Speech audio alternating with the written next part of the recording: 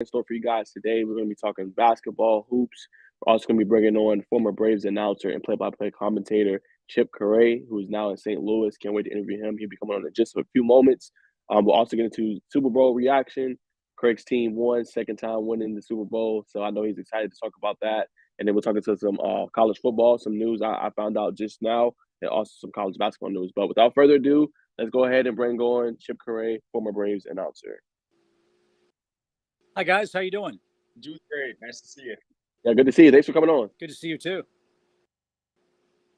So how's it been, just this decision, Braves success recently, all the excitement, but then going back to... Oh, well, yeah, as you said, you're a middle-aged guy like me. It's kind of nice to be courted. So, that was kind of fun. It ran ahead, obviously, and it wasn't easy for me to leave 20 years of personal history and 46 years of fame. But it's St. Louis Cardinals. I mean, that's one of the gold standard franchises in baseball, and quite frankly, really the only place that I would have even considered leaving Atlanta for. Dan McLaughlin, mine, obviously he's had some issues and was relieved of his duties, and that's the only bitter part of working with me. But I made it very clear in Atlanta that I would have loved to have stayed there and finished my career. It just wasn't meant to be, I suppose. Unfortunately for me, the Cardinals' opportunity presented itself, and they called and looked back, and I'm very, very excited about what the future holds. Now, you've been calling games, sir, for a long time, calling the Braves. What do you enjoy most about being a play-by-play, commentator, announcer? And what did your love kind of for it came from?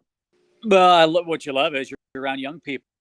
As I said, I'm 57, about to be 50. Keeps you young, keeps your mind active, lets you see the world in different, unique ways, which is always good.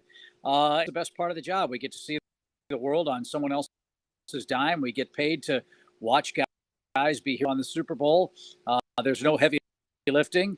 We stay in nice hotels. We fly on chartered. Good things. The bad things are obviously you miss out on being with family and friends when the important events, important that a ground ball to second take place. We miss weddings and funerals and birthdays and anniversaries because to go and chase our dream. But we have 6 months on, 6 months off, and we have a lot of time to relationships, both with friends and family alike.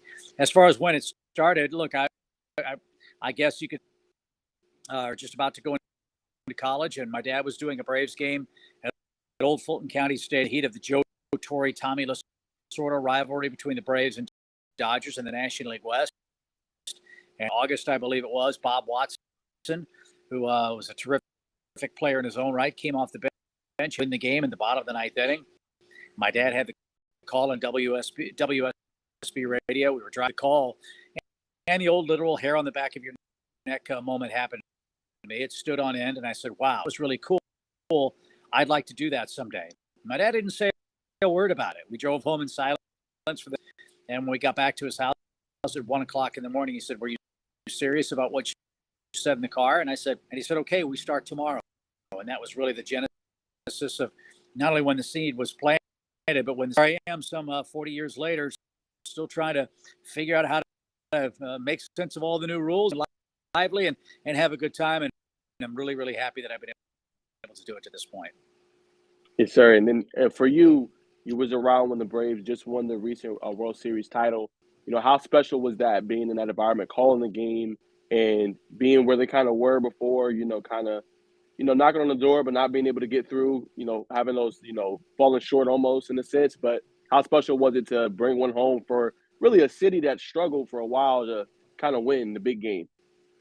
Well, the players and the managers and management describe what happened. So I make no bones about it. I had nothing to do with it.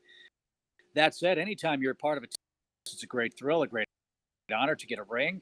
I know what that meant, as you said, for the city and for the franchise. How rewarding that has to be for Brian Snitker, a baseball lifer who was exiled unfairly to the minor league. Gonzalez was fired and took over the team that was a total mess and took them to the World Series. Besides, obviously, the selfish part of getting a championship ring is watching the evolution of players, both as a team. Sometimes you have to learn how not to lose before you learn how to win. And the Braves did that in 2004. They took the next step, got to the playoffs, knew they were good enough to get there, had to learn how to get past the Cardinals, couldn't do it. Dodgers couldn't get past them. Finally, ended up beating the Dodgers, beating the Brewers, and then winning the World Series. So that evolution is really, really fun. And now for Braves fans, they continue to have fun to watch. It's a really, really good team with a lot of great players, a lot of great people who I still call friends, and should be to everybody who follows baseball. The window of opportunity for the Braves to win more than one World Series in 4 or 5 years. So whoever inherits my chair is going to have one of the best jobs in baseball with great people to work with and really exciting players and storylines. And like everybody else who loves baseball, pitchers and catchers reporting today and tomorrow. Yeah, I want to jump in real quick. I really appreciate good play-by-play. I'll go back, listen to replays. I think it's just extremely impressive. But back to the kind of what's bigger than baseball. You mentioned the Dodgers and the Braves. There was a real dynamic there with what they were saying about the Atlanta fan base, just what they're saying about the Braves not being just being there calling the game. Do you get that sense of the bigger picture, what it really means to the fans, and just being able to feel all that? Well, of course, I didn't do any play-by-play during the playoffs. That's once the postseason comes, it all goes to the network. So we did pre- and post-game stuff from the Battery. That the night the Braves clinched and beat the Dodgers, there were about 100,000 people in that small space. And the celebration that took place with all those Braves fans who had been waiting for the hated Dodgers with their big payroll and their big city ego, and again taking nothing from the franchise, but to be the best, you had to beat the best. The Braves did. They knocked off the defending world champs, and yeah, you feed off that kind of energy. Yeah, you enjoy it. I don't get into what the writers write and all that silliness, bulletin board material. It has nothing to do with me, but I understood exactly what that meant for Braves fans. Let's just say the playoff history for Atlanta sports teams, professionally speaking, hasn't been all that good. Play that dragon, bring home the second baseball championship, I think was really, really special. And to see the people, my family included, was really an honor to be a part of. A lot of fun, and I hope to see it repeat. And then for you, Chip, how excited are you to be calling these games this year with as you mentioned, a storied franchise? They've won 11 World Series, St. Louis Cardinals. How excited are you to be kind of back, and correct me if I'm wrong, in your hometown when you kind of grew up, being back there, being able to call games, and doing what you love? Yeah, I'm very excited. I'm in St. Louis. I know the culture. I grew up watching it and appreciating it. It's very similar to the Braves. They have a lot of terrific young players. They give those young players a chance to perform at the major league level and check. So if they have to make a move at the deadline, they go get it. And they're expected to win every year. What else they call themselves is when you come in as a visiting player, they're sold out every night. There's a buzz and an energy, and it is palpable. You can truly feel that. Visiting players comment on that. They know the game. Great play by an opponent. They want the Cardinals to win, no doubt about it. But generationally speak, trust that it is the Cardinals from one generation to another. And you guys are far too young to come from an era where you knew the starting lineup of the '64 St. Louis Cardinals almost before you knew the ABC. Great deal of familiarity of that for me. And just from a personal standpoint, I always felt comfortable. They had all the pictures of Jack Buck and Harry Caray and Joe Garagiola and Jay Randolph. Great announcer history all around us. And I always wondered what it would be like to work there. They offered to go for myriad reasons. I couldn't take it. And now life and life personally, life professionally. And I was fortunate enough to be in a position where this opportunity arose and I seized it. And all that tells you is that I learned the lesson, and I'm happy to be going back to St. Louis and home. Yes, sir. And then another question for me, I'll throw it to Craig after this one. What would you tell, you was in the situation, with your dad seeing the game in college and you said, this is what I want to do. But what would you tell somebody that aspires to do what you do, being a play-by-play commentator or wanting to commentate baseball or any other sport? What would you tell them? Get involved in the industry in any way, shape, or form you can. You don't have a play-by-play guy. It certainly helps because you get used to the craft and how to describe what you see. But I think you just have to practice. You have to go get on the air. You have to practice your crew as a former major league player who's going to be doing some baseball games for a West Coast team, and actually he's going to be doing ring.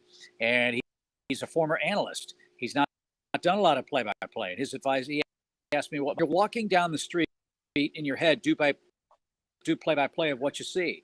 Do play-by-play, do play-by-play when you see a lady walking your dog. Just get in the habit of describing what you time, and that's the biggest tip that I've been able to give. Then once you've got the job, be honest and be yourself. Of someone else. There's only one perfect you. There'll never be another Skip Caray or Vin Scully or Jack, but there may be people that have our last names. We have family members that are in the business, but being yourself way to do the games, I think, is extremely important, because you have to be genuine. Be people who love me or hate me, but they won't be able to say that I wasn't myself and wasn't genuine. Truth, you got a chance to have a great career. Yeah, and I've just been really impressed with the overall presentation of baseball. I mean, we've worked with some from the television side, the producers, they'll come over, help with football, but it really is an art. I mean, as soon as that ball's hit to right field or left field, they got the camera, they got the switcher ready to go. So, and now you have the strike zone, all the digital stuff. So just talk about how the presentation of the game has really changed. Yeah, because if the play-by-play is good, then it's because the production people were great. We get all the credit. They do most of it. It is an incredible ballet. If fans could sit in a TV truck and see all that goes on and appreciate what goes on to their television set for a Major League Baseball game, I think he or she would be astounded. Wonderful producer, one of the best I've ever worked for, and Gretchen Caney. She knows the game. Mike Miller's the director. Drew Jenkins and Brandon Culpepper and David Cason. So many other people who have to put on the best possible presentation that they can. It is, as you said, and we as the play-by-play guys, we're out front. If there's a camera mistake, people think we're the ones cutting the camera. We're reacting to what you see on the TV screen often as much as you do at home. But the bottom line is, I'm very proud of the fact that in Atlanta, I've had a small part in helping create a very big. These aren't my coworkers. These aren't colleagues.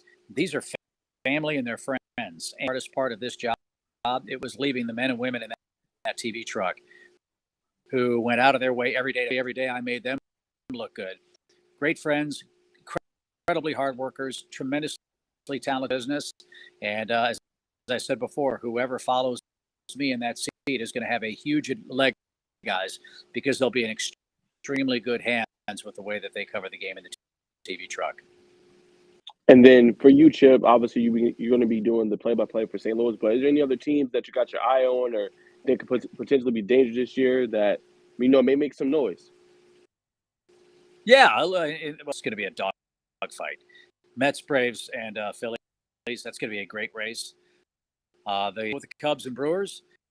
Out west, you got the Padres and Dodgers again. That's always going to be a lot of fun. The baseball and I don't want to talk about what baseball isn't, but we have so many teams that just economically. I've said for years, I know maybe you guys saw the article in The Athletic where Jim Bowden talked about realignment years ago. So I think he kind of stole my idea. But I think once baseball expands, and I think years, they can get to 8 divisions. They can have smaller market teams, a bunch to line geographically, which is one thing. But if you realign the game economically and give the Clevelands an equal shot as the Phillies, Braves, Cardinals, and Dodgers to get to postseason for your game, and I feel confident that somehow, some way down the road, that'll happen. It's going to be a ways off, and it'll be if ball is going to see the light and understand that you've got to make sure that the smaller markets are viable. You don't watch the Yankees and Red Sox play each other 30 times a year. So I think baseball knows that. I think that's where we're better and stronger, not just for my generation, but for generations to come. And then what is the travel like? You're obviously going to have a home base. You're going to be up in the air a lot. Do you work when you're on the plane? And then what are some of the stadiums that just jog memories that you just enjoy going to each season? For me, I'll start with the stadiums. Wrigley for obvious reasons, because I worked there. My grandfather worked there. St. Louis because of my hometown. Atlanta now will have that. Anytime the Braves went to Philadelphia, for people there. I love the fact that we're going to see every team in the major leagues this year. Much better and much fairer schedule. So we'll get to go to ballparks that in the National League we didn't see very often. Love going to Houston. San Diego's an awesome ballpark. And the places that I didn't really see all that much. Kansas City, Detroit. Anytime you can freshen things up and make things exciting when you've done it I think that makes us energized and excited. And if we are, then the fans will be. This is really, really difficult for people to understand. We do 162 games in 183 days for the All-Star break. That's a lot of travel.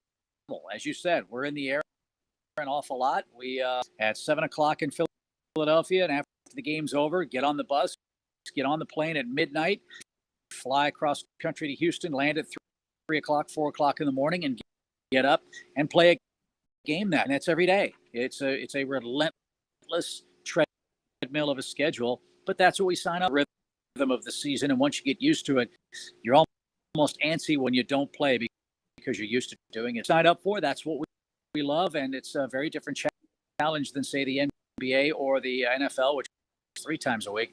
For baseball guys, it's every day for 26 weeks. It's truly the greatest marathon. Team that ends up winning the last game they play has definitely earned it.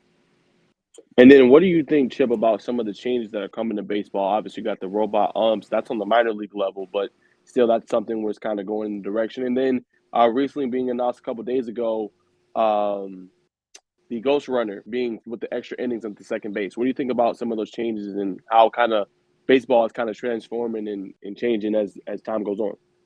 Yeah, baseball gets a bad rap because it's such a traditional game. It's been around. There are many who are slow to adapt to change and they don't like it. If you want to be an ultra traditionalist, there'd be beyond St. Louis. We wouldn't have integration in baseball. We wouldn't play at night. The games wouldn't be on to evolve in some way, shape, or form. Nobody complains when the NBA or the NFL changes their rules every year. The game is trying to adapt to a changing marketplace and a changing audience. The audience is less attentive. It's not sit through a 3-hour game. And frankly, 3.5 hours. That's what they're trying to get to. So that's the first rule change I'm in favor of. The pitch clock is going to help. The game needs to be played at a pace. It's not time, it's pace. And there's been so much wasted time and dead time that people are waiting longer and longer for a ball to be put in play. Force put in play in the game about every 2.5 minutes. Now it's approaching 4 minutes. That the pitch clock is going to change. Secondly, bigger bases. Theoretically, it could lead to more stolen base. Surveys is something fans want to see more of. They want to see the pitcher, catcher, base runner, cat and mouse. It leads to that because the analytics people have said the risk of getting thrown out is not worth the reward of maybe 3-run homer. We're going to see a difference in how the game is played.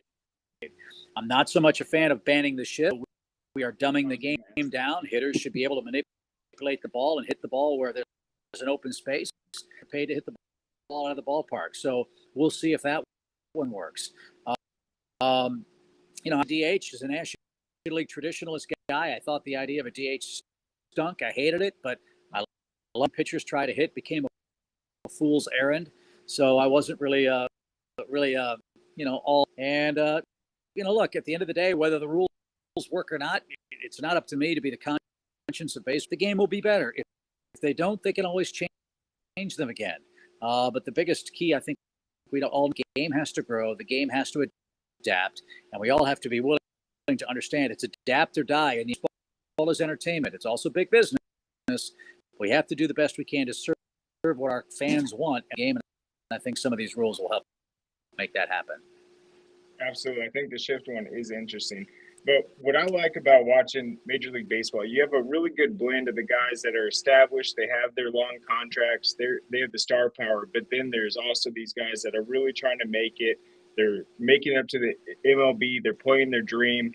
And you get to see these stories play out during the season. So just off the bat, kind of what stands out about St. Louis, the opportunity, the pride that these players are going to have, and just what it means to be a Cardinal? It's one of the elite franchises in baseball. Only the Yankees have won more World Series than the St. 11 of them. And the players understand what those 2 red birds and that golden bat means. They will the Cardinal way, much like the Braves were. The Braves had Bobby Doos and Jim Beach Beecham and Bobby Cutter and a style. Brian Snitker's carrying that along in Atlanta now. For the Cardinals, it was George Whitey Herzog. They're very similar in that regard. Look, at the end of the day, it's baseball. If you play the game right, you got a chance to win. And both in Atlanta and St. Louis, the fan bases expect the game. It's a hard game. It's a very hard game. But they expect the game to be played the right way. And when it is about the Stars, people forget Freddie Freeman at one point was a rookie player. His first big league game, he hit your legs. And all of a sudden now Freddie Freeman has grown and turned himself into one of the game's troopers. To me, one of the real rewarding things about the job. You see kids come up that are heralded with prospect status, that pressure, how they're going to handle that opportunity, what they make of it. And as those players get to the big leagues, establish, then become regulars, then become husbands and fathers, then become stars, then superstar dotage in retirement like Chipper Jones, those guys become acquaintances and friends. And the great, as long as I still have seeds in the old melon, I don't have to worry about retiring when I'm 35 or 36. And I hope I've got another 20 or 25 years left to see the next generation of superstars come up both on the field, which means for me, my three sons, Stephen, Christopher, and Tristan. That's awesome. Well, you got me excited for baseball season for sure. I cannot wait for it. Well, it's right around the corner. Pitchers and catchers are starting to repart. A heck of a year for both the Braves and Cardinals. And again, we can't wait to get started. Yes, sir. Well, Chip, that's all we got for today. We want to say thank you so much for joining us. It's a pleasure talking to you, kind of picking your brain with baseball and getting to learn more about, you and your career, and then learning more about just the baseball season going forward. So hopefully you'll be a guest again sometime soon, and we appreciate you. I'd be happy to join you guys. Good luck with the show, and I appreciate it. And we'll see you guys. Braves are in St. Louis. Ought to be a lot of fun. We'll see you guys then. Awesome. Yes, thank you so much. Thank you. Thank you. Okay, well, that was awesome. Yeah, that was pretty. Craziest thing, just thinking about that schedule, man, because that is, what do you say, 160 and like 180 days? That is 162 insane. and 100. That's pretty sick. Yeah. Yeah. I mean, because I obviously know like the NBA guys, those guys travel a lot, especially in the playoffs, but that's next level. And they're going private flights, and then the turnaround really is incredible. You might have a night game and then a day game the next day. Yeah, can you imagine? I mean, it's just right back up. It's nonstop. There's nothing like it. No, in the world of sports, I can think of. He's right. The ultimate marathon. Yeah, it's nothing like it. And then you have those stretches you have to get through. But no, that was epic. So shout out to Jordan. He helped us land Chip Caray. That was pretty awesome. Learning and picking his brain. And I hope you guys enjoyed it that are watching. But yeah, man, we got a lot more to talk about today. Obviously, we got to get into some major commitments and major offers in the high school sports world. And then obviously we'll get into our football and the rest of our news for today. So let's go ahead and start with high school. Montrez Walker, linebacker for Buford, he just committed to Michigan. That's a major commitment for them. They landed, I think he's a 4-star player. I believe he's going to be a senior in this upcoming season of 2023. My thoughts real quick. I just think that's a major news for them. He's a phenomenal player. Again, Buford, is another team to watch going into offseason and into the new year. But, yeah, I think Michigan got a really good athletic player that's going to make a difference, for their program. And, I think they did good being able to kind of capture this player. Yeah, I think he's class of 2025, so he'll have 2 more years. And what this commitment says, not only just all these offers pouring in early, him securing a school like Michigan, semifinal team, one of the top contenders in college football. I think that's great. It helps shape the rest of the future class for the Wolverines, but also he just gets to focus on Buford football, trying to win a state championship next year.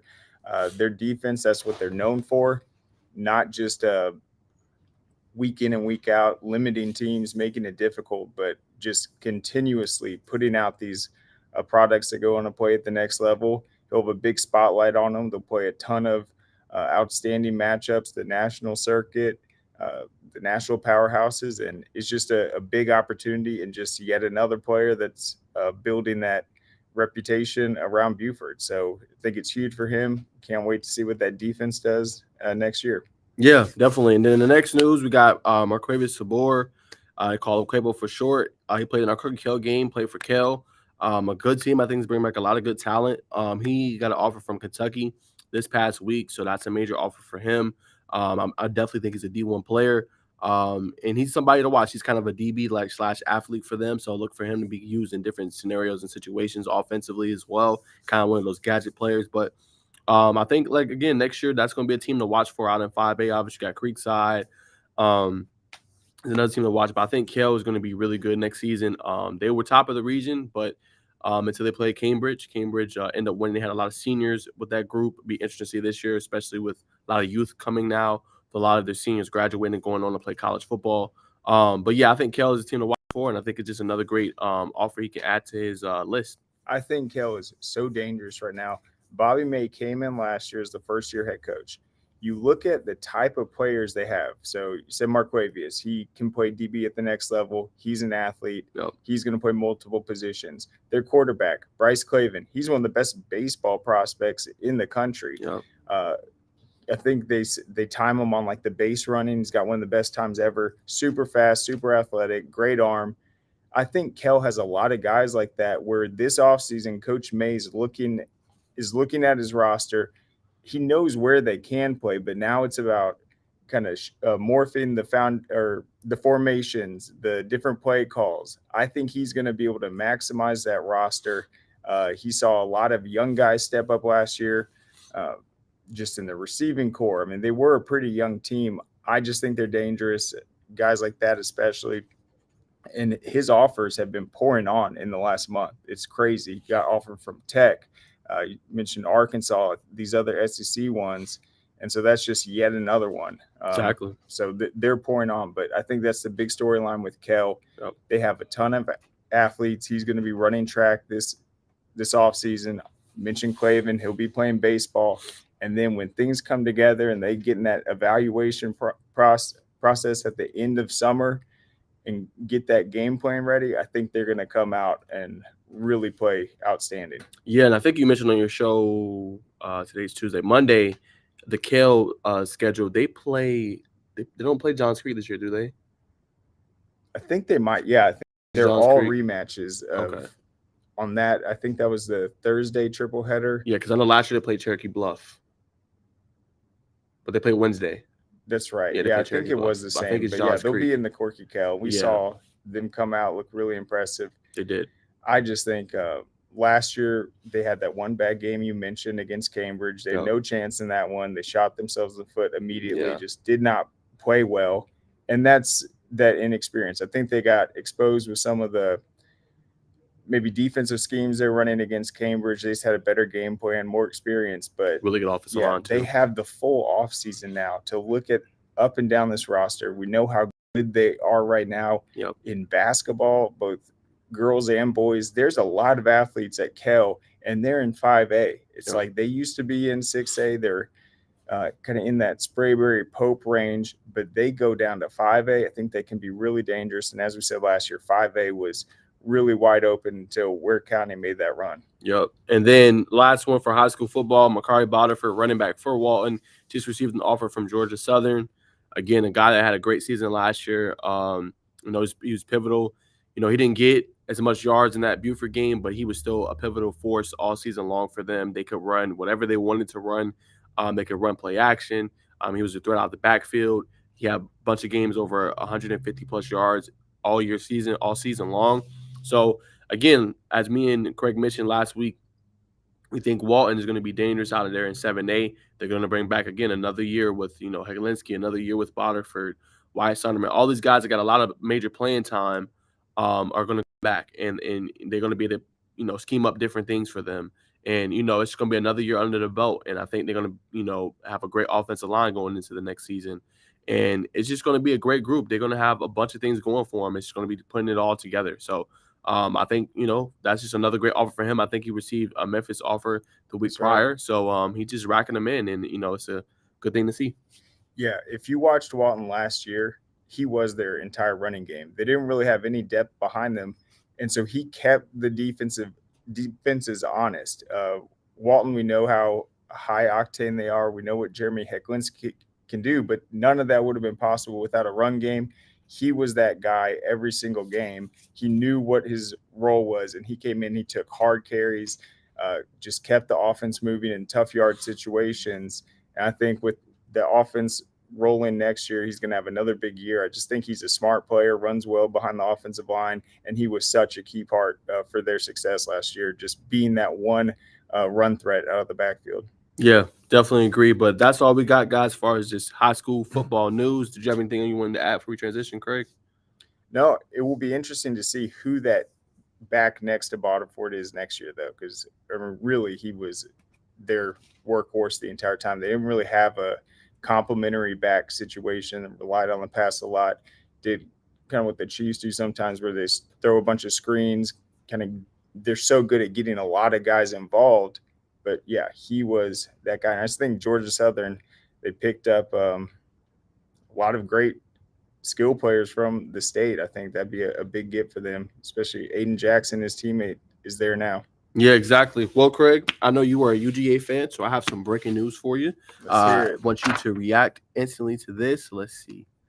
Hold on, I'm gonna bring it here, and I'm gonna share it with you guys right now. Hold on one second. All right, let's see. Boom. All right, y'all. So, breaking news now. Todd Monken is leaving Georgia. He's going to be the new offensive coordinator for the Baltimore Ravens.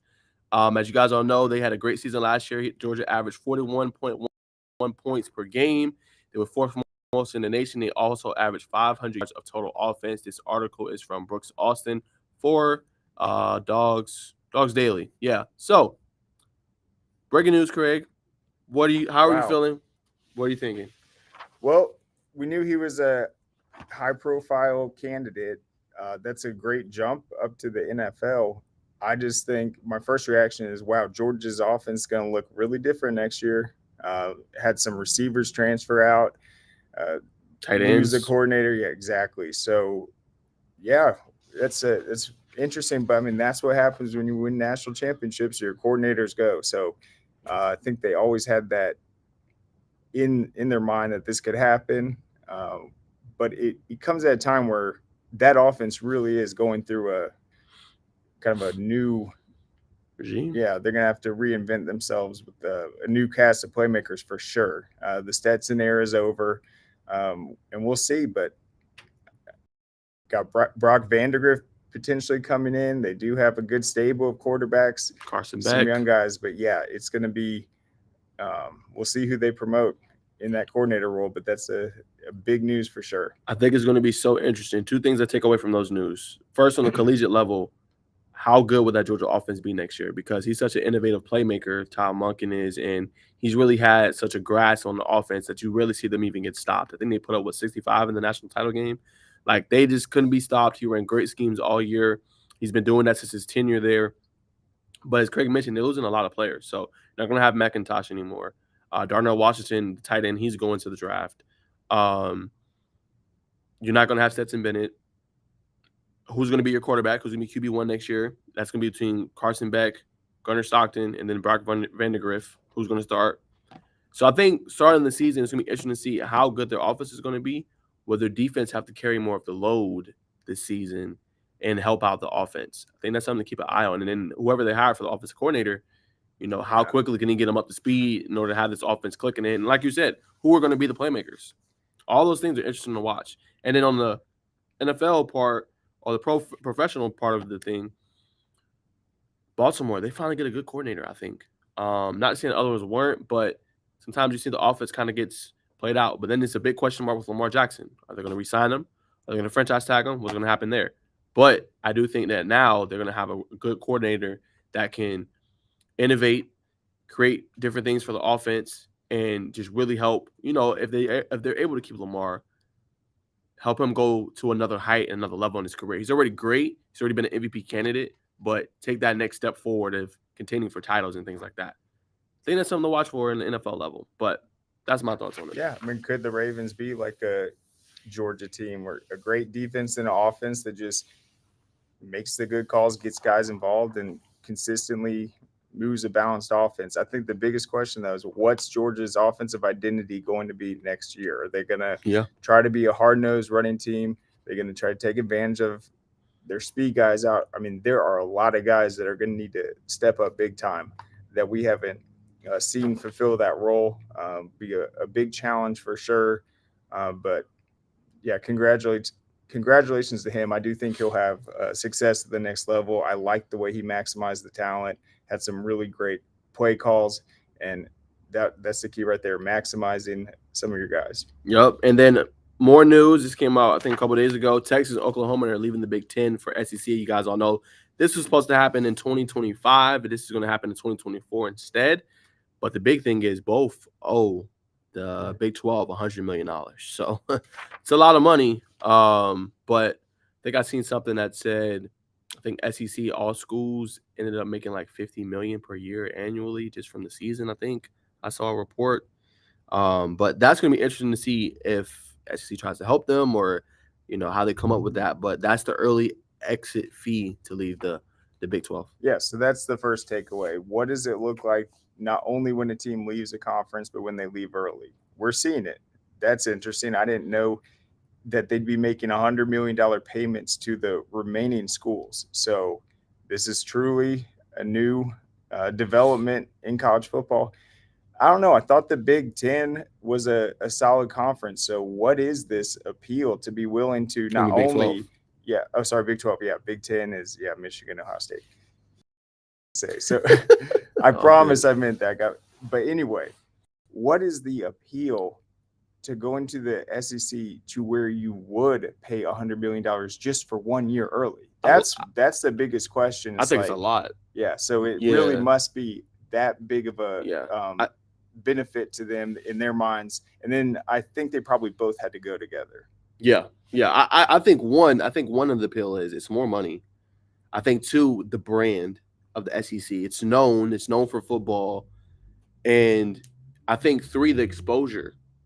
So the appeal, the brand, and then exposure. So you're gonna be put in more big games, more national televised games. Because think about it. Obviously you got some for Oklahoma, but if it's not on the Big 12 network or anything like that, or those networks, you're not really being seen. Think about it. ESPN has college game days. They always have SEC games. SEC network is pretty much that's under ESPN. So I think those are the three things that stand out to me. Obviously, the appeal, the brand, and exposure, being able to be played in big games. And then for Texas too, it's the same thing. Like that program hasn't been to heights since they went to a national title game with Vince Young, right? It's been, chatter and things like that, but they haven't competed on that level.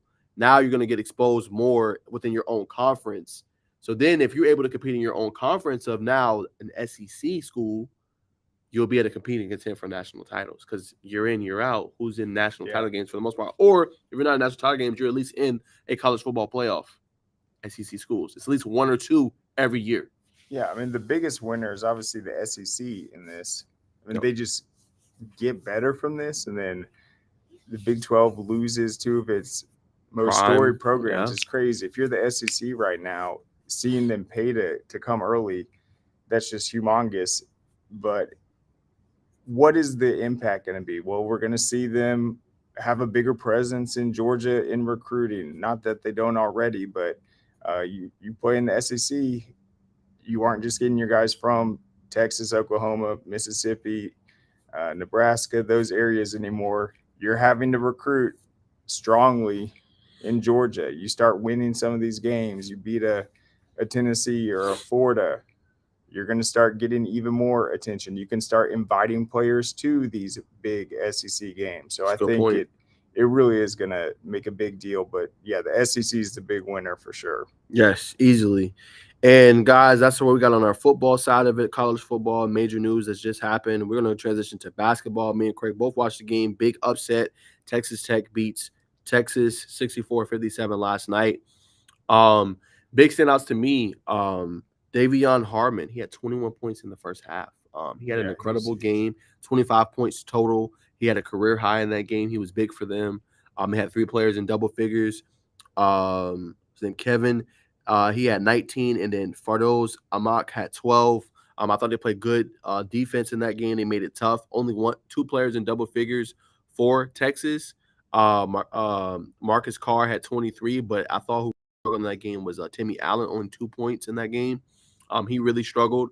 So big win for them. And actually, Craig, they have 3 now top 15 AP top 15 wins in their last 3 home games. So that's Yeah, they're huge. an interesting team. They've been They're coming on. Yeah, exactly. They're 14-12 and they're 3-10, I think, in their conference. So they're on the bubble. But I mean, now you can say, okay, well, hey, look at our resume. Look at these wins we just got. And then if they perform good in the conference tournament, it'd be hard to kind of leave them out.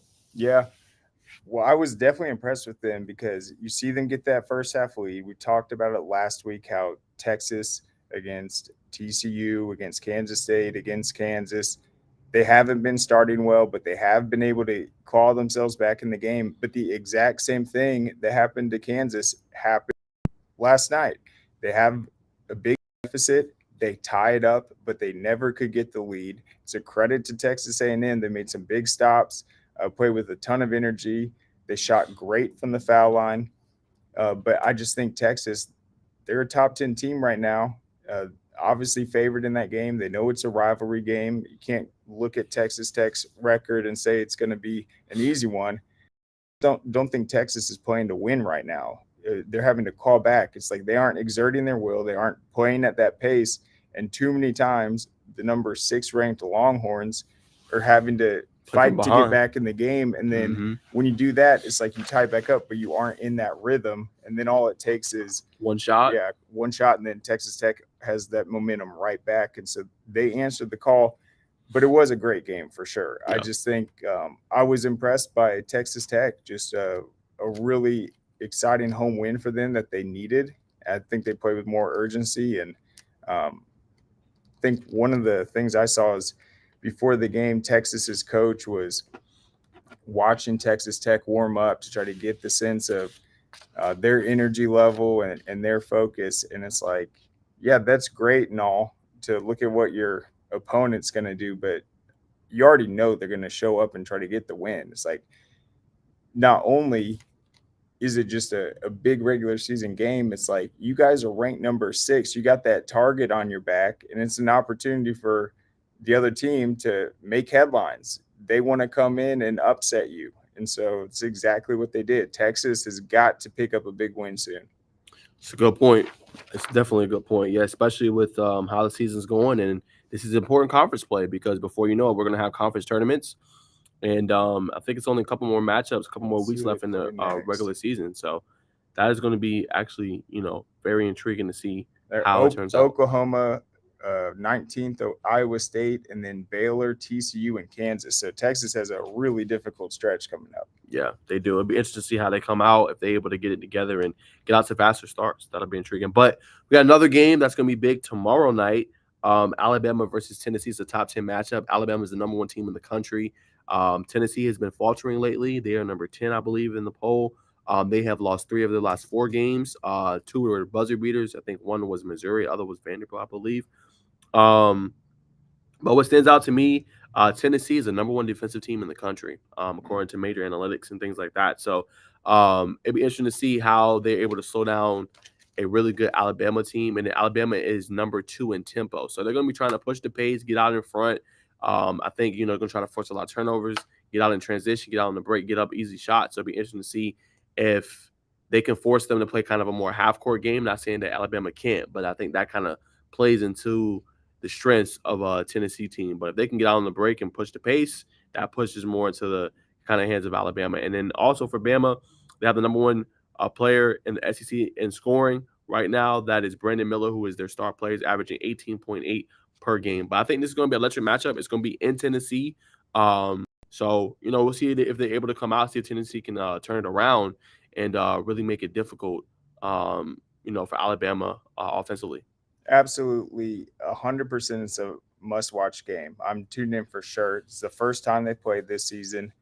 And I was looking back at the kind of series head-to-head. Alabama has owned the series, but it was interesting. They'd have a close game every once in a while, and then even when they were both having good seasons or whatever, it'd be like a 20-point blowout, one side or the other. So I think we could see that potential, but I mean, Alabama being ranked number 1 right now, it's such a huge deal. I think they haven't been ranked number 1 since 2003. That was when they lost to UConn in the tournament after beating number 1 ranked Stanford. And then, I mean, they won the SEC tournament back in 2021. So we all know about Alabama football. This is a big opportunity for them. It's a game that everyone around the SEC is going to be watching. It comes right on the heels of Alabama ascending to the number 1 spot. So I think it's a big opportunity for them to look like the number 1 team against a rival that knocked them off in football this year. Yeah, they did. I think, what was that score? 52-49? Yep. Yeah, it'd be interesting to see if Alabama can kind of get the clock back against them. Yeah, I think that's definitely going to be interesting to see. But, yeah, that's all I got for you guys as far as college news. Anything else you want to add, Craig, before we transition to NFL? No, I think the college basketball season has been it's been nice. It's like I didn't really watch much early on, but there's some really interesting storylines developing at this point. And yeah, just Alabama, the number 1 team in the country right now.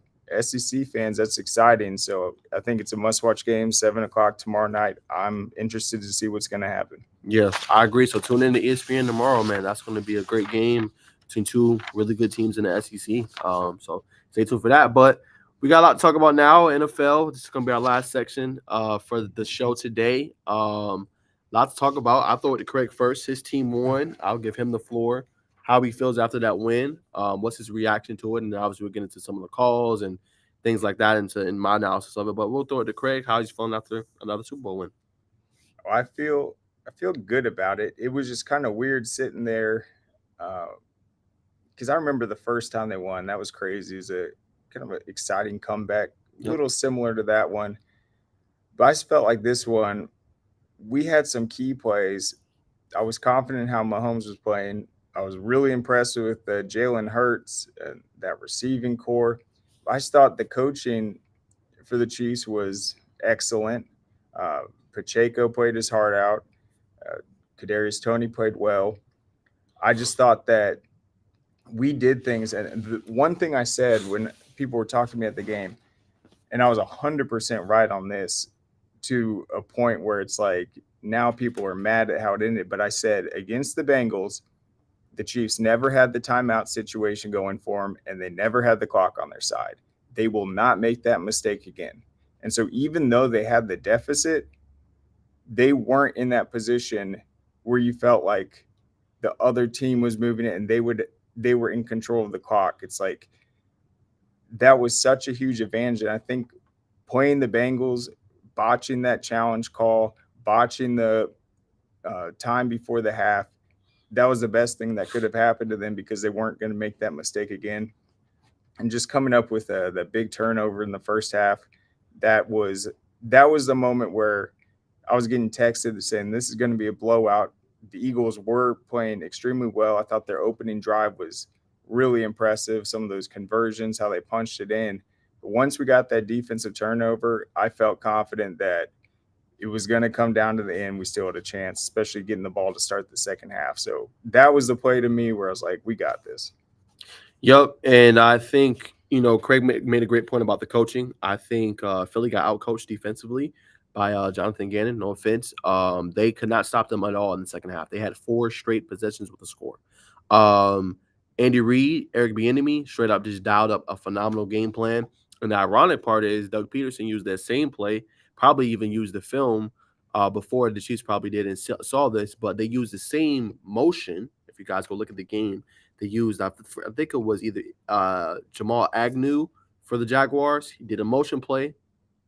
And then Philly was same thing, confused with the same play. And they went and scored on it in a regular season game against the Eagles. The Jaguars did against them.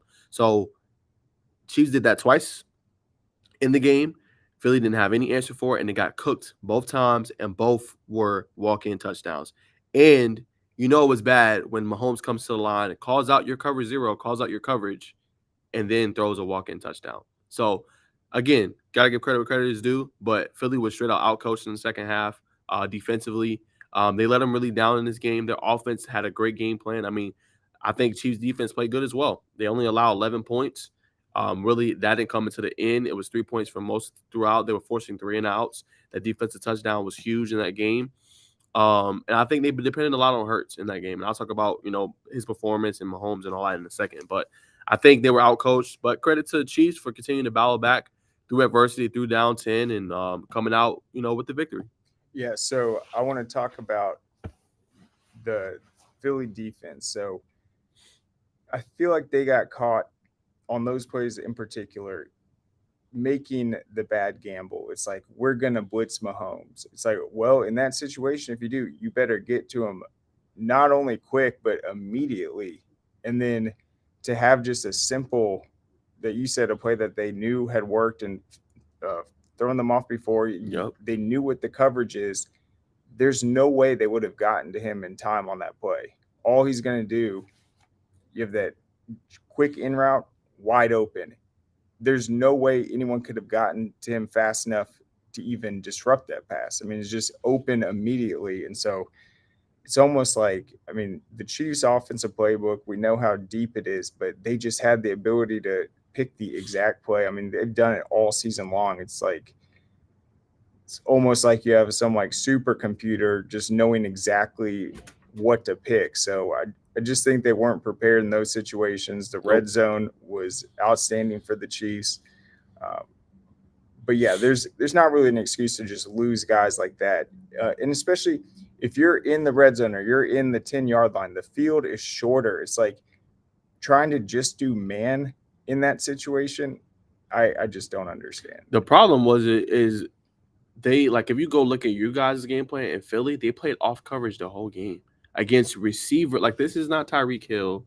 This is not McCole Hardman. Like, no offense. This is Juju Smith. Darius only played a little bit, but he didn't play a lot in the offense. Sky Moore, like, you play press cover. Go look at what Kansas City and Steve Spagnuolo did, how he designed his blitzes in the game, how he had an extra edge rusher come off despite Philly playing a great offensive line. If you're going to get home to Mahomes, it has to be creative. There was no creativity in any of the blitz. He knew what you were doing before you did it. Like, it wasn't the same thing on the other side. Like, they played press bump coverage against elite receivers. Philly did not do that at all against non-elite receivers for the most part. Okay? So, to me, that was the difference in the game, was the game plan, how the adjustments that the Chiefs made in the second half, the adjustments that Steve Spagnuolo made in the second half, getting more pressure on Hurts that was designed, that they didn't really have an answer for, all that played a factor in the game and made the difference. Philly did not do that at all. They played that zone coverage. They allowed Travis Kelce to cook in the middle of the field, which I outlined before the game. If anything, you're going to double him, and then you're going to play man and let the other ones beat you, play press bump coverage. That's all you need to play, and make those receivers beat you. Philly did not do that all game. They played zone, and Patrick Mahomes picked them apart. Yeah, trying to think of the teams that had the good game plan against the Chiefs. I mean, Tennessee, they really forced them to struggle, and they weren't blitzing. And so, as you said, you have to be creative, maybe flush Mahomes. I thought overall the Chiefs' offensive line did play well. They did throughout the playoffs, but just the route running, and Kansas City has these motions. It's like that is what their strength is, because that shows what the defense is doing. Mahomes recognizes it. They all do. They have creative routes. I just think that to be that wide open, to just lose track of guys like that, that's tough, and that obviously was the difference. I agree. Let's move on to the call at the end of the Super Bowl. Again, I thought this was a great game, back and forth for the most part throughout. But Craig, what do you think about the holding call that was called at the end? Most people said, yeah, he did hold him. You have others that said, no, he didn't. You got major analysts saying that you don't make that call there. Kirk Herbstreit made a comment. Joe Klatt made a comment. Dan Orlovsky. There's a bunch of people that made a comment on it. What's your thoughts on that? Did Smith-Schuster, like, even in the moment, act like he was being No. held? No. No. That's my first thing. When I played receiver, you get hit like that every single time. To think that you're going to run a route at any point of the field and not come in contact with a defender, no, of course. They're going to put their hands on you. And then, so that route specifically, he's going to fake inside on the slant. So basically, he's going to attack the defender's inside foot and then go outside. The defender flips his hips and really just puts a hand on him. I don't think he ever really grabbed anything. It's like he didn't really break stride on that play either. And if he did, it was only for a millisecond, and then it was an uncatchable ball. So the call had to be made. before they even knew that it was an uncatchable ball. And so I feel like they were just watching that play. They had to have known, I think, because it happens sometimes the coaches will tell the refs what play they're running. If they're doing a trick play, if it's a certain onside kick style, they let the refs know to avoid getting a penalty for an illegal procedure. Say, actually, this guy's going to be on, then you have to let him know ahead of time. And that call came so fast.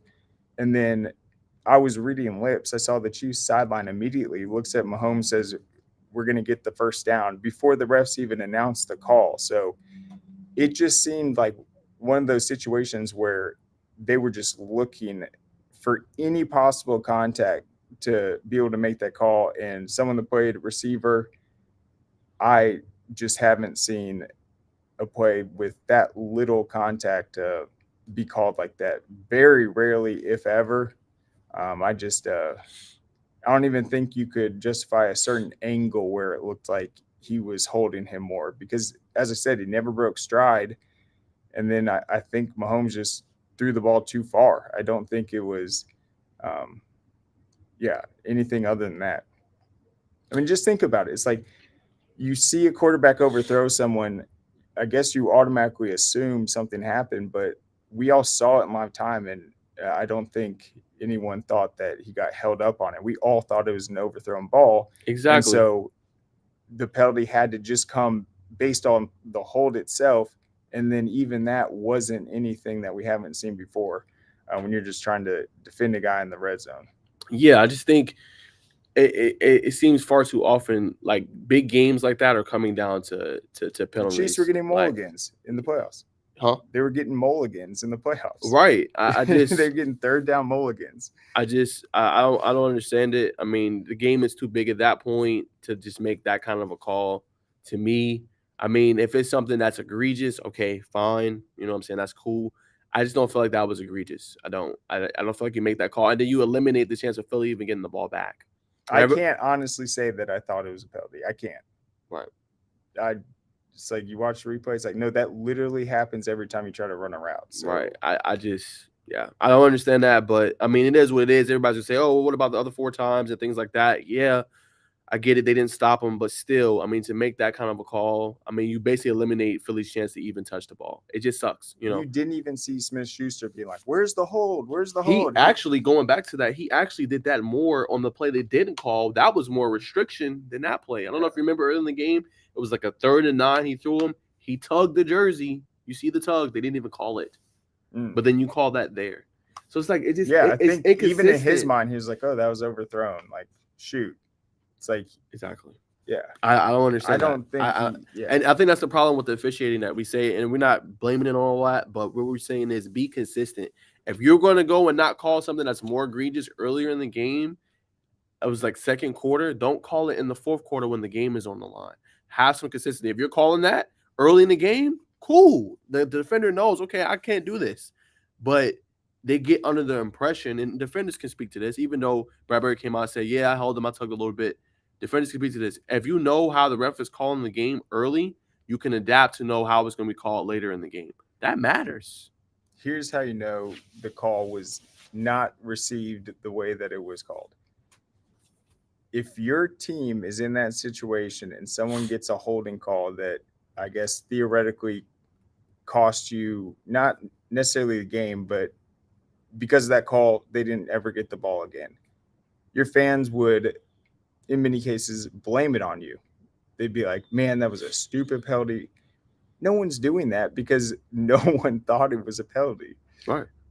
It was that simple. It's like no one's mad at him because they're mad at the refs. It's like I just don't think it was a call you make even 50% of the time. It's like I didn't really see it. I thought it was a bad play call to begin with. It looked like that was the only route they were running too, as if they're almost looking for it. I really just didn't understand that. Like you said, and just to wrap up on the call, I think that happens nearly almost every play. Yeah, 100%. Like literally, there's some kind of hold or something like that. I mean, but I guess they pick and choose when they call it. All I ask for is just be consistent in your calls. If you're not going to call that on 39 earlier in the game, don't wait till the fourth quarter when the game is on the line to call that. You literally call it every time. Even like, let's think about those plays where the quarterback's like scrambling around the red zone and guys are just trying to box each other out. It's like, what are you going to call hold every time on that? It's Right. like, no, you put hands on the receiver. You try to get in front of them. Like, you have to touch them to play good defense, or you're just going to lose them. It's like, and that route specifically, you go inside and then cross his body. All he did was flip his hips and just Yep. really, I mean, we've seen bad holds before. It's like, we know what it looks like. That just wasn't it. No, it wasn't. But we're going to keep going in transition. I want to get Craig's opinion on this. I'm going to pull up another share screen for you guys. Chiefs, Eagles. I'm going to tell you guys why I did a video actually yesterday, a short 15-second video on why I think Hurts actually outplayed Mahomes in this game. Just my opinion, but I do think he did. So I'm going to share the screen with you guys in one moment. All right, so let's look at this, y'all. So for me, again, great game. Now, Mahomes was very efficient with the football. I think they said in the second half he was over 80%, which is insane for second half. But again, okay, so Mahomes 21 for 27, 182, 3 touchdowns. He had 44 yards rushing, right? So for Philly, everybody's gonna talk about the turnover. Hurts had in this game 304 yards. They ran them way too much. This is insane. If you look at this freaking stat line, 15 carries, 70 yards, 3 touchdowns. He had more carries combined with his two main backs. They put way too much on Hurts in this game. He shouldn't have more than his two backs. That doesn't make any sort of sense. But for me, y'all, why I say I think he played better, I think it was more on Hurts' plate. Hurts was kind of put behind the 8 ball a little bit. That drive when they were down 35-27, a must-have-it drive, they depended on him the whole drive. He drives them all the way down. He gets the touchdown, runs it in, and then he takes the 2-point conversion himself and runs it in. I just think the throws he was making, the one to Dallas Goedert, pinpoint accurate. Everybody said he's not a top 10 quarterback. Everybody said he can't do it. He went in that game and absolutely. And again, I think he outplayed Mahomes because it was 1, more on his plate. 2, I know everybody says Mahomes was injured with the ankle, which he was, but Hurts had a shoulder injury as well in that game. He was not 100%, but I thought the throws he was making, how he was setting up his receivers, all that was on him running the football. He had 4 total touchdowns, nearly 400 yards of offense compared to probably 200-plus yards of offense for Mahomes. So just my opinion, but I do think he outplayed him. Yes, and let's talk about the 4 touchdowns and then that 2-point conversion you mentioned. That play right there was just incredible. And how he found a way to get in there, the physicality. I mean, so yeah, that play right there to tie it back up, he played just an incredible game. What do you think, though, at the end? I mean, do you think he was banged up a little bit on that final throw? I mean, not that it mattered, but I feel like he was just still putting up those numbers, dealing with just the toll that 15 carries and for sure 38 passes. Yeah, that's a lot. He threw the ball 38 times, and I felt like for Philly, they did a great job playing ball control, but they did it with passing the ball more so because I think it was like 38-24 as far as just a ball control ratio in that game. But I think they put too much on him. I think they didn't run Sanders a lot in that game. They didn't run Gainwell a lot, who was getting yards, after the carry. And I know Chiefs had a top 10 ranked rushing defense, but at the same time, they still didn't. I don't think they put a little bit too much on him. Not saying he couldn't handle it. He did a phenomenal job. I think right now, you call me crazy, I think he's a top 5 quarterback in the NFL. I think that touchdown the one to A.J. Brown in the end zone is good coverage. That's a perfect pass right there. Yeah. He's able to win that. Exactly. Yeah. That pass was perfect. Yeah. The Dallas Goedert one, 3rd and 19, I think. Opening drive, he played outstanding. I mean, he's the real deal for sure. But I just think a play that kind of epitomized what he did in that game was that 2-point conversion. Mm-hmm. You watch how difficult it was for him to get in there, just willed himself in there, and just the pose afterwards. He's arrived. He's here.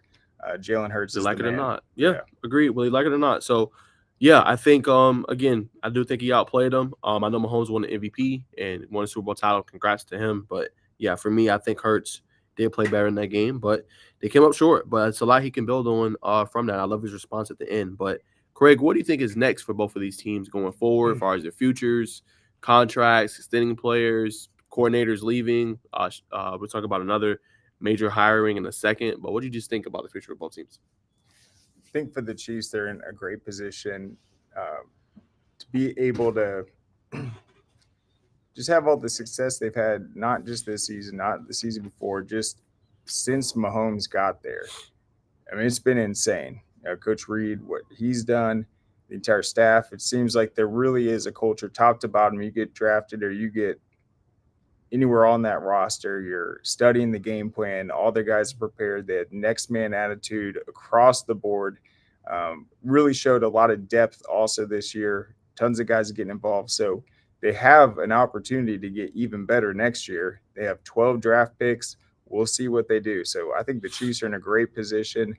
They were able to, as my sister said last week, this was the second chapter of Mahomes' career.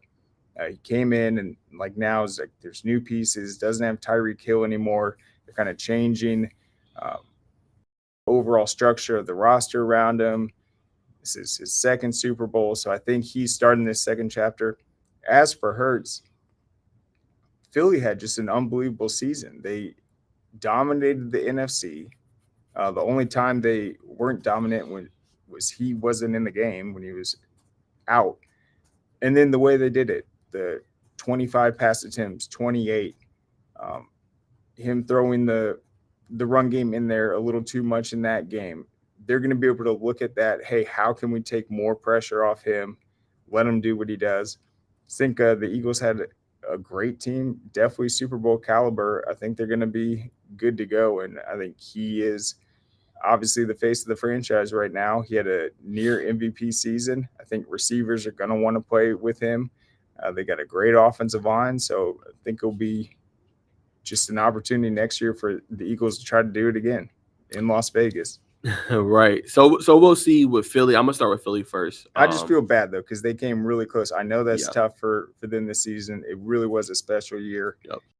Might have gotten slided. They played outstanding. It looked like they were going to win the game easily at some point. So I know that's tough to come up short and otherwise just phenomenal season. Yeah, I think for Philly, they have a lot of changes on the roster now. They got 14 pending free agents. You got to re-sign C.J. Gardner-Johnson. That was the one that was laying the hits on Pacheco. Yeah, you got to re-sign him. That's a must, I think. I would let T.J. Edwards go. I would roll with my rookie, Nakobe Dean from Georgia, going into the next season.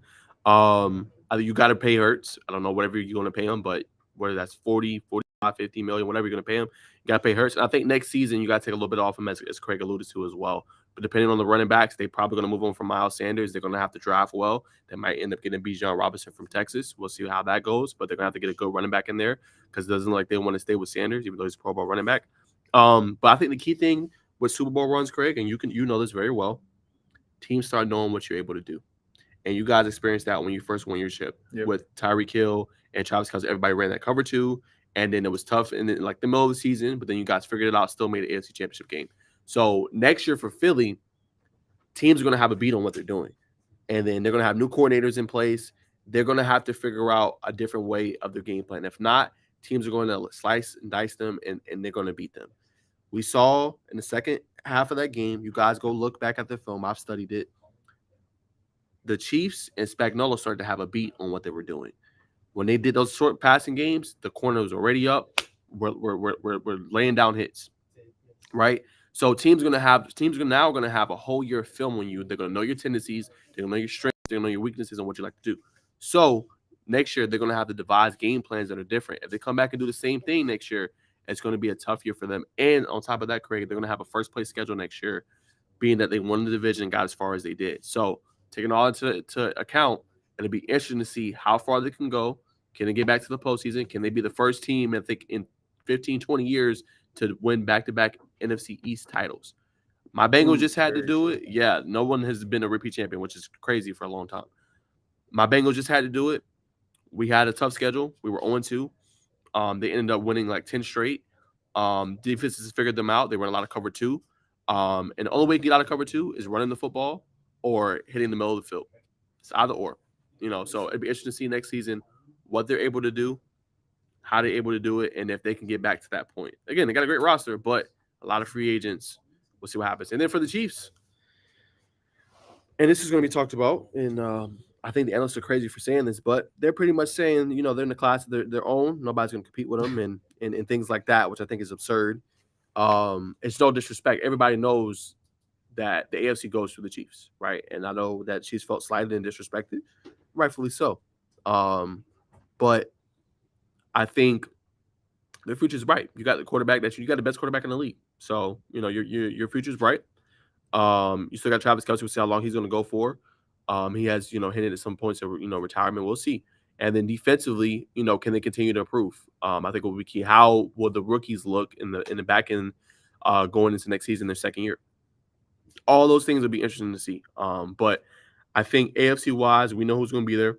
Can an AFC team, and nobody's talking about this, but can somebody besides the Chiefs have a number one seed? Patrick Mahomes has not played a road playoff game in his entire 5-year career. That's insane. He's not played a road playoff game. So can somebody in the AFC actually go get a 1 seed and actually make Mahomes come to them and beat him at their home stadium? We'll see. That has not been done. Can somebody do it and change the plight? We'll see. I think it's one team that plays them well, matches up with them well, and contends with them well, and I think that's Cincinnati. We'll see what Buffalo does. I do think next year they will take a little bit of a regression, but they are kind of the higher odds of winning the championship next year. I think that they're highest odds. We'll see. But can another team, I think the biggest storyline going next year, can another team compete with Kansas City in the AFC and stop Mahomes from winning more and more and more titles? I do think that is the case, but a lot of people don't. But we'll see. Yeah, the Chiefs are definitely a challenge for other teams. Like, we look at the whole game, we look at the roster, but it's like, think about just how dangerous they are on each given scenario. It's like a 3rd and 2. You have no idea what they're going to do. They're so creative, and it's like other teams are going to have to match that in order to compete with them. It's that simple. And Bengals can obviously do it if they bounce out that offense. They got a good running game. They got Joe Burrow, but you can't allow, as you mentioned, with teams catching on to you, even with the in-game adjustments. If you're playing a certain team, you know what they're capable of on a 3rd and 6. You can devise a coverage or certain defense where you're making it difficult. You know who their top guys are. You know where it could be going. You know how to attack them. The Chiefs are so good at keeping defenses guessing that throughout the game, it just tends to go in their favor. They make more plays than you. They set themselves up to win later. The Bengals were the only ones that really put pressure on the Chiefs, and both times they played them this year, kept them guessing, had an opportunity to win. So I think they're up for it, but some of these other teams that don't have the quarterback, don't have the balance on offense, as I said, I'm not going to be worried about them. Not going to be worried about Tennessee if they don't have a passing game. I don't care how many guys Derrick Henry's running over. It's true. It's not. Yeah, you have to be when you're balanced. watching a game and the offense is just picking you apart and just keeping you guessing. It's so frustrating. It's what the Eagles did in the first half, and then as you said, kind of make the adjustments. And then I thought that Kansas City secondary, they just tackled extremely well. That's what you got to do. Yep. They had great hits. They knew where the sticks were.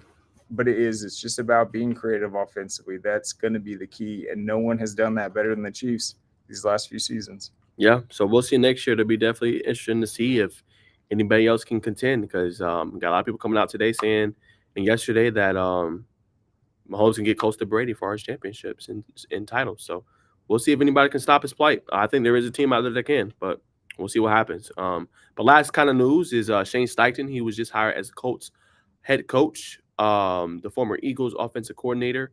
So they're moving on from Jeff Saturday, who was their coach. He is official. So Craig, what's your reaction to that? It's exciting to see that. I don't know why it took them so long, but I guess it makes sense now. Yeah, I guess they wanted to be very thorough. Yeah. They want to get the guy. I mean, think about how long ago they fired the first one and Saturday came in. That was like like week 8, I think so. like early in the Very season. early. So I mean, this has been one of the longest processes. Yep. But it's just crazy because it seemed like every single week Jeff Saturday would be trending. It's like he's back as the top candidate, or this person went out, but that is obviously over now. They'll have a new head coach, so I think it's exciting for the Colts. I think the fans, the players, they're ready for that just entire narrative to be over with, get back to playing now that they finally have a head coach. That stuck in the middle interim business, it's not good for moving forward. Nope, it is not. So we'll see how he can venture into his first season. They do have some good talent on the roster, but I think first and foremost, they're going to have to get the quarterback. So will it be Will Levis? Will it be C.J. Stroud? I'm pretty sure Bryce Young's probably going to be gone within the first 2 picks of the draft. So who is going to be their quarterback? I got to go back and look and see who's going to be their offensive coordinator and things like that. But, can they make a run out there in the AFC South within the division? I think is wide open. Obviously, got Jacksonville now, but, Tennessee struggled last season. Ryan Tannehill was hurt. They had to really Treylon Burks, but that's a team I think won't be as good next year as well. So, that Houston's irrelevant still. Yeah, so that AFC South is wide open. So, we'll see what happens as far as that. But I forgot to mention before we wrap up the show, NBA All-Star. I was gonna say show. NBA All-Star Weekend. My bad, guys. NBA All-Star Weekend is this weekend. Always a lot of fun. Dunk contest, 3-point contest. And this year there's actually a change. Instead of them picking prior to who they want to pick, they're going to pick it right before the game starts. So that'll be interesting as well. So stay tuned for that. That'll be exciting. It always is every year. Hopefully we'll get a better dunk contest. It hasn't been good, in my opinion, since Zach LaVine and Aaron Gordon did it. That was 7-8 years back. That was legendary. But between both of them, so we'll see if we can finally get a good one. I know the team is more shooting now compared to before, but we'll see what happens. But what are you most looking forward to this weekend? I think All-Star Weekend's always fun, for sure. This weekend, gosh, it's just crazy. Football's finally over. Mm-hmm. Just the basketball region tournaments. We got the wrestling state championships. I want to see what happens there. And then, really, it's not for a couple more weeks, but this year's NFL draft is going to be so interesting. You mentioned C.J. Stroud. I just think what the Chiefs were able to do with Pacheco, for instance. 7th round. Yeah, 7th round pick. The way he helped carry them in just really tough situations, key drives, literally just taking a pounding, just as that guy running so hard. We wouldn't have won the Super Bowl without that 7th round pick. So I think the evaluation process, what we're going to see, teams trying to really not future, but get these rookies in now. I think the Eagles need to take advantage of the draft. Yeah.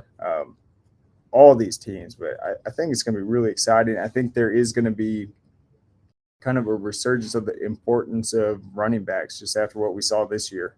A lot of teams getting a lot of big contributions from rookies. I think get some of these young guys coming in, it can be a real bargain for sure. Yeah, I agree. I hope that we draft well. Real quick, I hope we get some offensive line help, and I feel like that's been a position for my favorite team, the Bengals, that's hold us back. So hopefully, man, we go get some free agents. I know we did in the past year, and they got hurt. I feel like you got to do what the Chiefs just did. You got to upgrade some positions, and you may have to let something go. They let go one of their top players that he said, okay, he's a little too much. He's going to make us kind of lack in this area that we need to kind of strengthen. So I hope for my team that we do the same. We might see, okay, hey, maybe even though he's been great for us his whole career, maybe we need to cut ties here and then add in this area and improve it. So, it'll be interesting to see. I can't wait for the draft. It's always the most exciting. Got Combine coming up. I think it's in another month. It's always a lot of fun.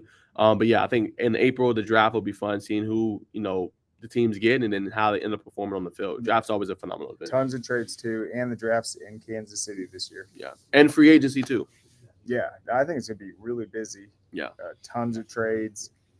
And as this year really proved, though, rookies can come in and contribute. It's not just one guy either. You can bring a bunch in together. They can work together, create that overall depth. How many times do you see teams draft these rookies, first rounders, third rounders? They never see the field. It's amazing, but it wasn't the case in Kansas City this year for sure. No, it wasn't. But We just want to say, y'all, thanks so much for tuning in today. We were live today on Twitter, YouTube, and Facebook today. So That's awesome. hope you guys enjoyed it. We will see you guys in the next one next Tuesday. Stay tuned for Craig's show tomorrow, my show Thursday, and then Craig's show on Friday. But with this episode of Underrated and Overlooked Podcast, we will see you guys very, very soon, and have a great weekend. Thank you, Chip.